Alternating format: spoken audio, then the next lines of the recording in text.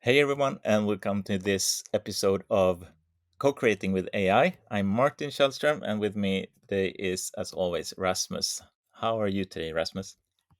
I'm good. I was a little bit sick last week, but now I'm recovered, so it's very nice. Back in the house after some travels. Yeah, so looking forward to chat today. How are you? I'm good. Having a nice summer day. Raining yesterday, sunshine today, so it's all good. And I'm super stoked about today's episode. We're going to talk about the importance of context in working with AI LLMs. How would you frame that as a subject? I mean, I guess just framing like the way I think.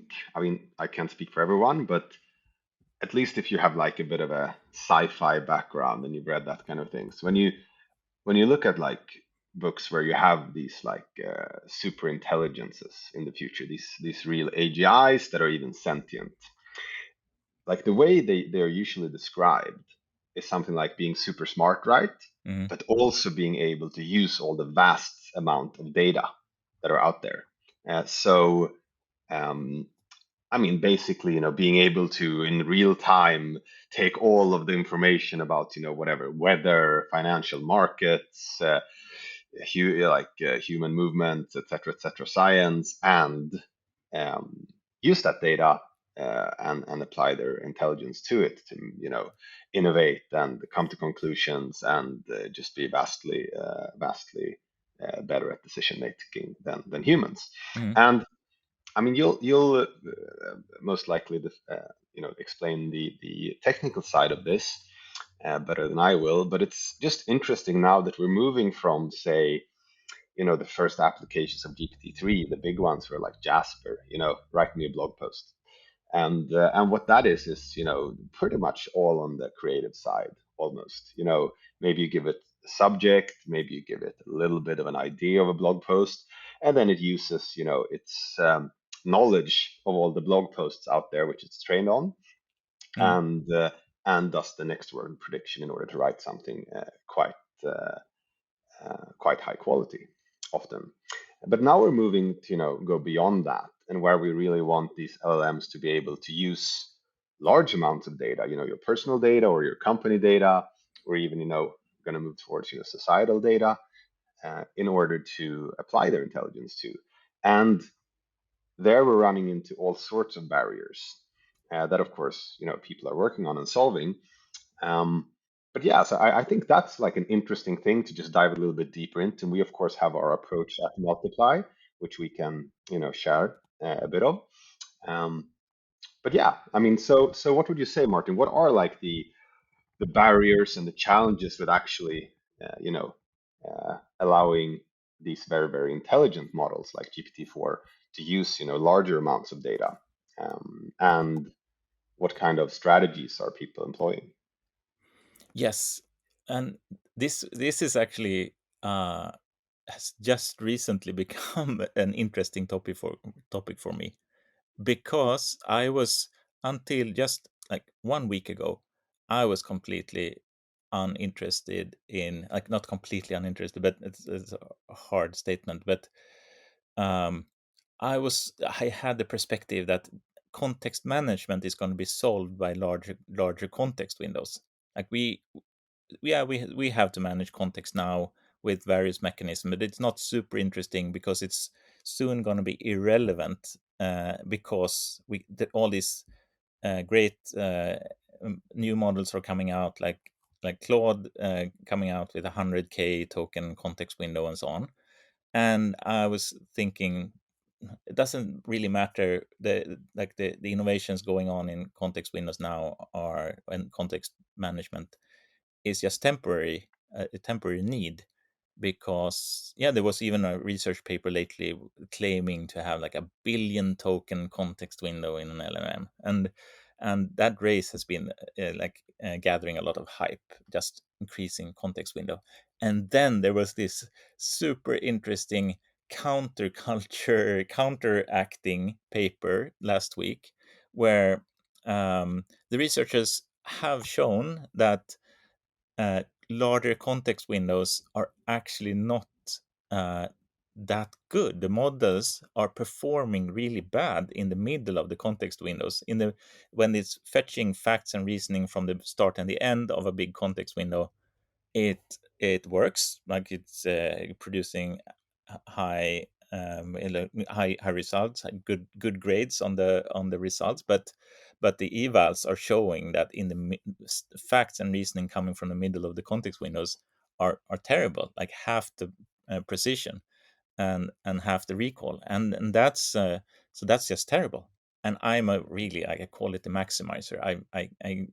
I really can't stand bad models, bad results, and I have uh, unfortunately gathered a very sensitive nose for sniffing out when a LLM is producing bad results. So I'm really sensitive to it. So I want to maximize the capacity of an LLM. I'm no longer interested in the bigger models, the bigger context window models. I want to have, I all of a sudden, I'm really, really interested in managing smaller context windows and producing really high quality and what in the input. So that's the framing for me, and why I'm so excited to talk about this. So, and back to your specific question, you asked what are some perspectives on how to solve this? And really, like there's this is the core of why LangChain is such a popular library, because context window management is a challenge that everybody in AI development meets and has to overcome. And LangChain is sort of a solution to that. And it's not one solution; it's a package of different strategies and tactics on how to manage context windows. And basically, the number one um, what the challenge that everybody needs to overcome is, as soon as we have more data than what fits into the context window of my AI, how do we pick what data to present, and what do we leave out? And and this is actually quite similar to how uh, humans work. Like I I can't read everything. I can't hold everything in my mind. I need to be very selective about what I read and what I think about. And if I have to prepare for a meeting or writing a report, I need to make good decisions about which books to read, which people to talk to, and so on. And just like the AI, um, um, a human, I don't know if a book is going to give me what I need before I read it. And when the AI selects something, it makes a query into a database, or we write a semantic search that queries a set of PDFs or something like that for what chunks should be included in the context. We actually don't know if it will be valid, like if it will be the right ones or not, until we see the results. And so it is kind of a hard problem to overcome, and hard makes it interesting. Mm. And so if I just ask you, like, what strategies are you aware of for managing context window? Sure. I mean, I think an interesting analogy that you made, like when we just pre-chatted about this episode a little bit, is like how the human, intelligence and knowledge management work. And I think that's also relevant for like one of the main strategies employed, which is vector databases. So with my like and like a bit improved understanding after you shared, Martin, before, is that you have this intelligence in the prefrontal, right? Which is, you could compare it to like just a core next word prediction in the neural nets, in like the transformer architecture that, yeah, I mean, all the LLMs are built on currently. Yeah, Uh, and which actually produces reasoning capabilities. Like they can yeah, they can make a plan, they can figure out a solution to a problem which is not um, apparent, like that actually requires intelligent reasoning. yeah, and also learn the principles behind it. So that's the interesting kind of emergent property that everyone was Mm. surprised about, is that by training the neural nets with this transformer architecture on all these like all this vast amount of data, um, then we basically uh, it started understanding actually what things mean and how things fit together. And but then you also have like in the brain you have the memory, and I'll let you speak about where that was in the brain because I think it was the hippocampus and Yeah, the amygdala. yes. Okay. And Um, and it's more fuzzy than that, but those are like the core centers of where the memory is like located. But it's interesting. So one like obviously like very like pop science kind of way of describing it. I'd get probably harsh feedback from my friend Oliver, who's a neuroscientist. But it's that we have this short-term memory and we have this long-term memory.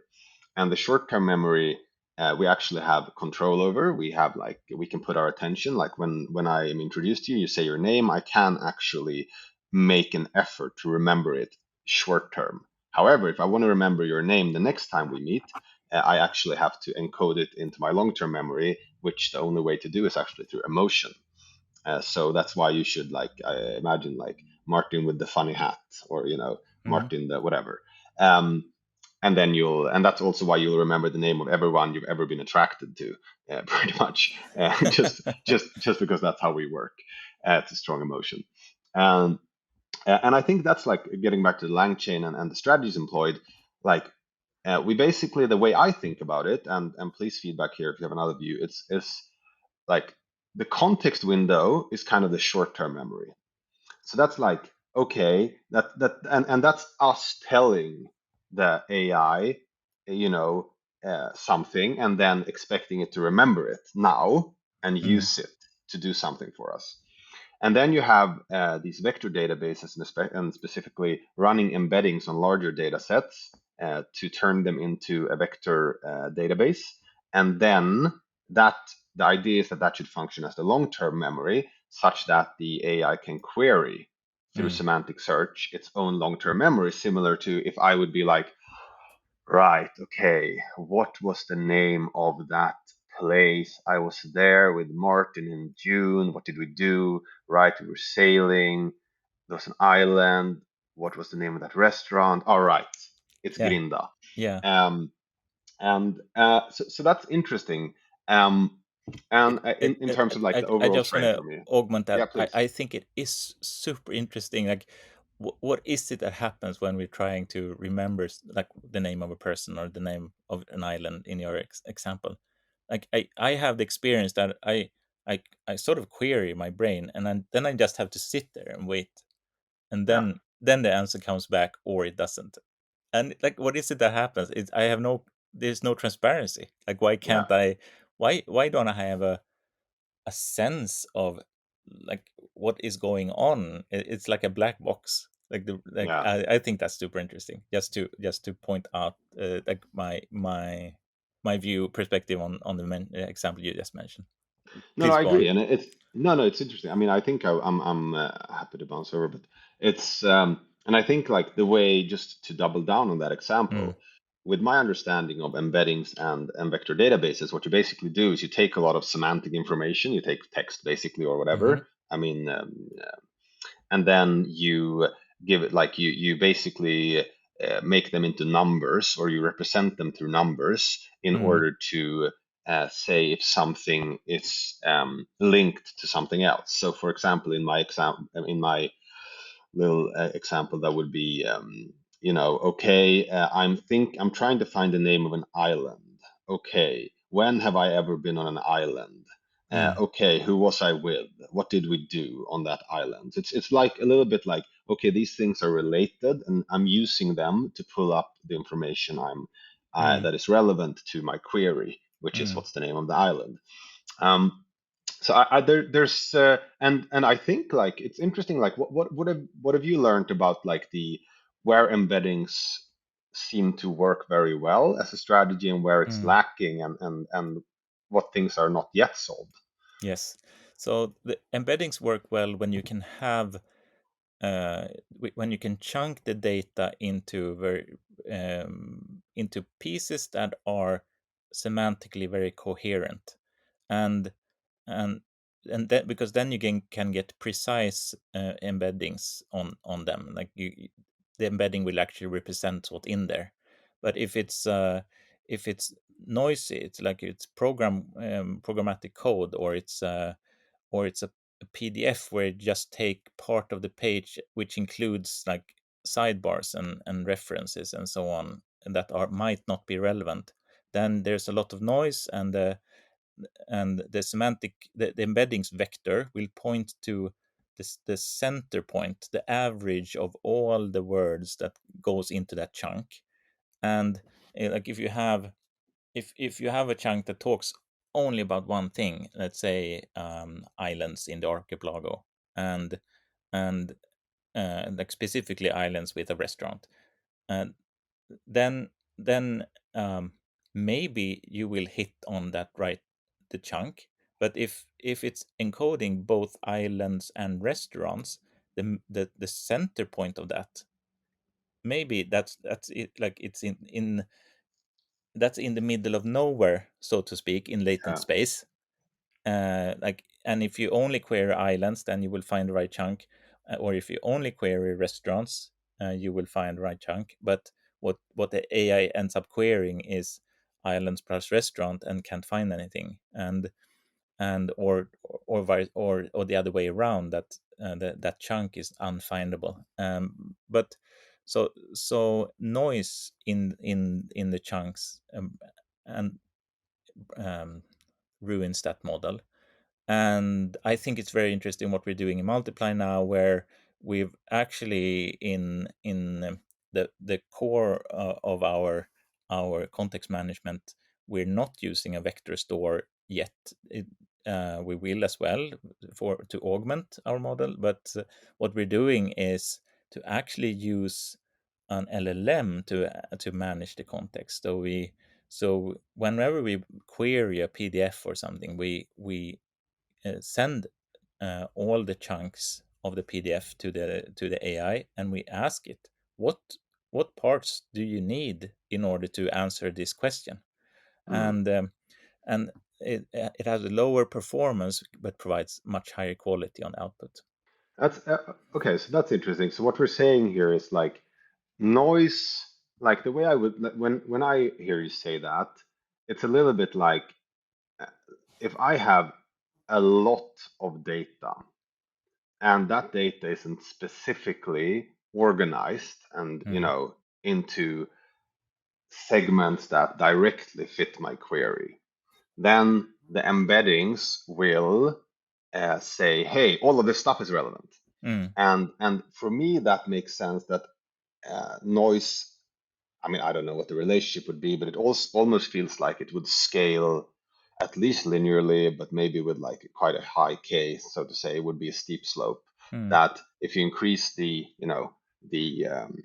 amount of data, then the noise mm, increases a lot because now all of a sudden you have a lot more things that seem relevant mm, to the task at hand. So that's interesting. So if we would then look at that when we have like a huge amounts of data that we now want the AI to filter, so to say, or like choose between in order to perform the task at hand. mm. What happens then in the case what we do, right? Because we can't feed all, like say we have, a terabyte of data, we Yeah. can't chunk it all and put it into the prompt for the AI to decide between. So what's So the kind of yeah, trade-off there? so then in that case, when we move towards terabytes of data, or even gigabytes, and then we need to have a search strategy instead in place. And so that and that's also going to be in multiply. It's just the second step for us. And and and the reason why it's needed is because it will be too slow to go over all of it. It's like, okay, I want to find information about to prepare for a meeting, so I'm going to read the entire library, and that's not going to Mm, work. So what I mm, do is I search the database of the library, and I find the one or two books I can read, and I'm not going to read all of those. I'm going to look in the index of the books and find what chapters to skim through. And skimming through is sort of what we're implementing in Multiply. So we're using a less smart, less expensive model to skim through large amounts of PDFs and pick out what details we need. And what's interesting is that it's a trade-off where we can support any kind of query. There are two basic kinds of queries. If you think about, if we want to extract information about the Second World War, which is there's a terabyte of that data about this, World War II, and the two basic kinds of queries we can ask an AI are either summarize all the events of World War II. That's one query. And if you ask a history professor, they can answer that.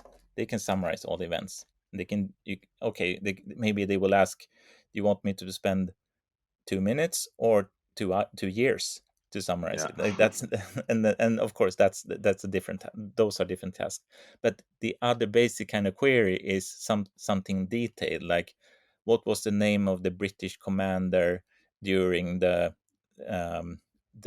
invasion of Normandy, or something like that, like a super specific thing. If you work from summaries, you can summarize at an even higher level. You can, so in the first kind of query, you can actually, if you have a sort of a hierarchical summary pyramid of a data set, you can produce summaries on new summaries on any level, or new explanations on any level. So that's a strategy that will work for that kind of query. To have, like, at the top level, summarize the entire World War II, and at the bottom level maybe summarize what happened on a individual battle or battlefield, or an individual, like, year of period of time. But on the other end of the query, um, what was the name of a specific person that had a big impact?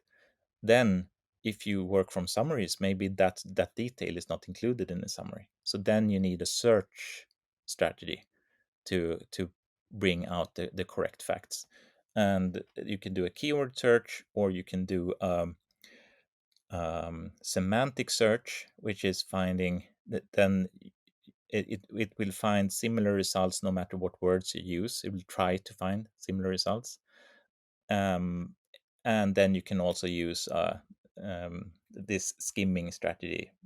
Let's read everything take the time to read a lot of data with a very cheap um, AI model. Yeah, I think it's interesting. Okay, I I think I get it. So two things that come to mind is first of all, like we are I think like a little bit we are stuck in that in the reality of AI inference having like a relatively high marginal cost.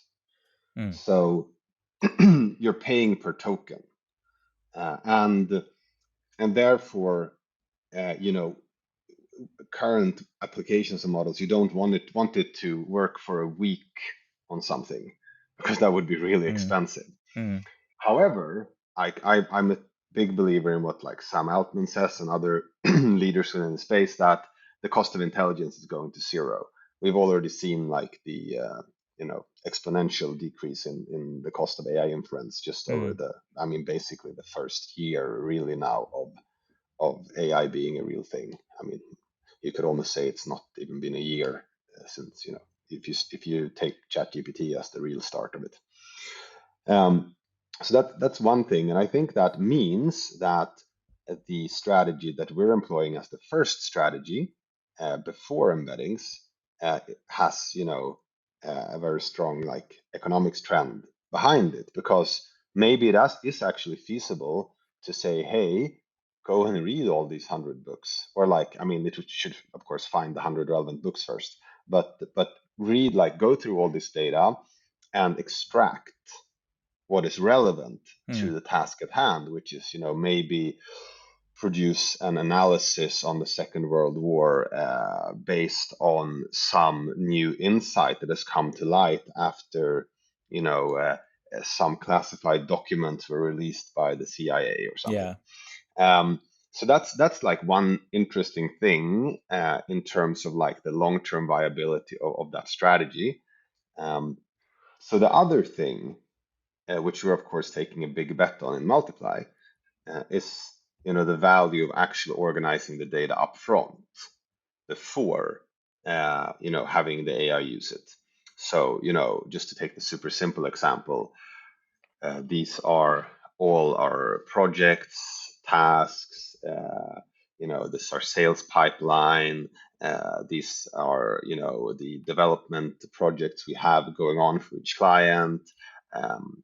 Having that kind of organized, linked, structured data on a graph, and then uh, it being much, much more easy for the AI to, find it. Because Mm. if the task at hand is to, you know, extract, use all that data to answer the questions, which are the top performing salespeople or the top performing developers, or how much work, like which are the actually most profitable clients when we take into account the cost of, specific development for them, Mm. because we're putting different amounts of effort into different type of client projects, and maybe we're not billing for them because we have a subscription method or whatever, subscription business model or whatever.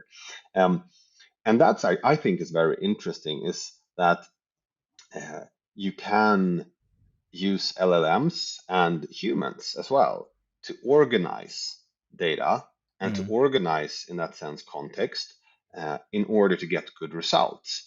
And also that you actually have this human factor in that, yeah, you can just ask a query, hey, do this for me. But you can also say, hey, do this for me, and here is the data I want you to use. So, for Yes. example, in ChatGPT, one of the bigger things that people have been excited about lately is you can, I think now, as this is a plus, put in like URLs and put in PDFs. You can do that with Claude as well and say, hey, what are the key insights here, or write the paper based on these three papers, etc.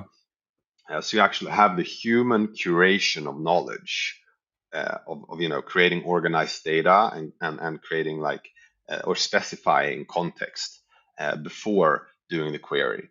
So I really think that sort of leads us into the kind of UX side of this, in terms of like, and we talked like a little bit about that before, but maybe you can just answer quickly, or like just give your main thoughts around like what is that like, how, like, is that like, first of all, do you agree with that, and like how does that enable uh, better output, higher quality, as you said in the beginning? Yeah. Yeah. So, to summarize what you just described, is that context also need to be co-created between human and AI in order to produce quality output. And in order to facilitate that co-creation, we need great UX for managing context.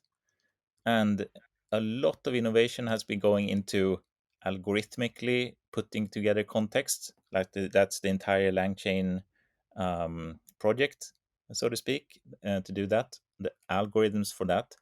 But it all happens completely invisibly to the user if you don't create a good UX to represent it.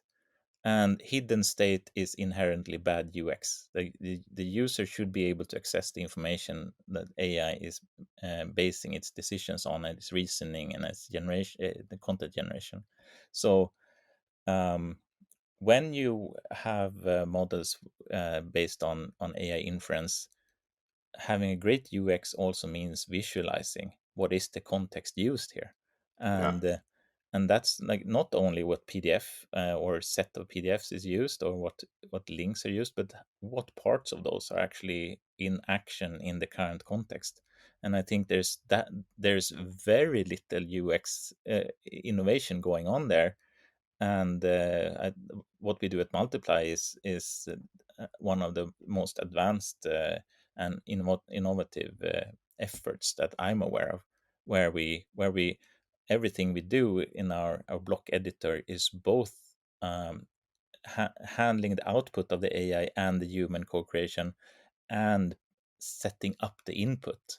We're Yeah. using, and and we've found this beautiful paradigm of how to use a block editor to have blocks having the double role of input and output, which means that you can build on top of previous work in really beautiful ways. You can set up workflows that are this like chain of prompts, you can say, but in reality, like you co-create a list of what meetings. When I say co-create, I mean between human and AI. You like the humans maybe picks, I want these PDFs, and the AI can say, yeah, let's bring in these also because they are also relevant for the task at hand. And then you produce the output, and then the human will provide prompts and edits on the output, and then AI can work further. So um, what we do in Multiply, I think, is really unique on the UX side as well as on the algorithm side. Yeah, it's interesting just to kind of, I think maybe it's time to start rounding off, but uh, we're going to see if it takes off this kind of search through LLM with, Bard specifically. And ChatGPT, I've seen do it as well with plugins, with the browsing plugin, Mm, uh, where it answers the questions and then provides, the references. These are the websites I went to. These are the if for reference checking. But that's still a little bit like saying, hey, here's the answer. If you really want to question it, you can go read here to make sure it's accurate. But and that's fine for that kind of, for simple search queries. But when it comes to, using larger amounts of data and doing more advanced things, like actually seeing the context chosen by the AI or together with you as a user is almost equivalent to looking into the brain of the AI. Yeah, you're not mm, looking into the intelligence of it, right? But that's almost like an irrelevant question. You're looking into the way it's deduction. This mm, is the information I used. This is how I used it. This in that order, and this is the conclusion I came to. Whether mm, that's writing an article or producing a report or an analysis or whatever it is. Um, so I think there's definitely a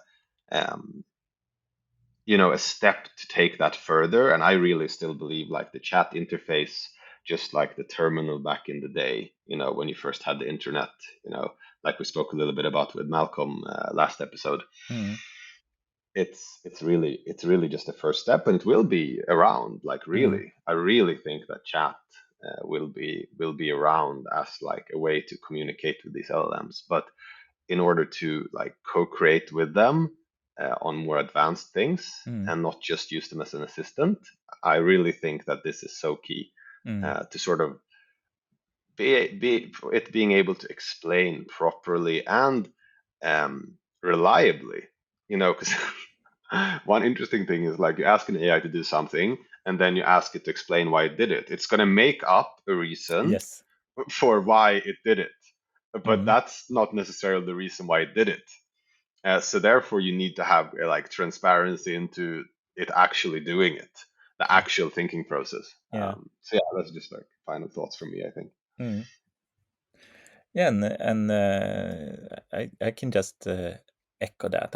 I really feel that managing context is one of the beautifully hard problems of developing services based on AI, and I love that it's equally a computer science problem as a UX problem. That it goes like it really has to. You have to take into account technical factors about LLMs and AI and data structures, but also how do humans work? How do we want to participate in forming a context window for an AI? And what you talked about right now with chat being a very common interface, and it always will be, it's because it's a really good way to for the human and AI to collaborate on building the context for further discussions, and also visualize it. You can scroll back and see what have we been talking about, what is currently in play, and yeah, and it's limiting in many ways, but it also has opened up for a big explosion in AI. Da Vinci, the like, GPT-3 was around for it was publicly available basically for a year before ChatGPT without taking off in any sense. And then with the chat interface, boom, like the Yeah. big AI explosion happened. It really, really is like the AI was an amazing innovation, but the chat interface made it explode into the mainstream. Mm. And that speaks to the power of UX. And that makes me super excited because the chat interface is just scratching the surface. What will be the next big UX for AI? Yeah. Good question. Yes. Let's explore. Awesome. Thank you, Rasmus. And thank you, dear listener, for being with us all the way. And if you have comments or questions or suggestions for future episode topics, talk to us. I'm Martin at multiply.co, and with me is Rasmus at multiply.co. Thank you for today. Thanks, Martin.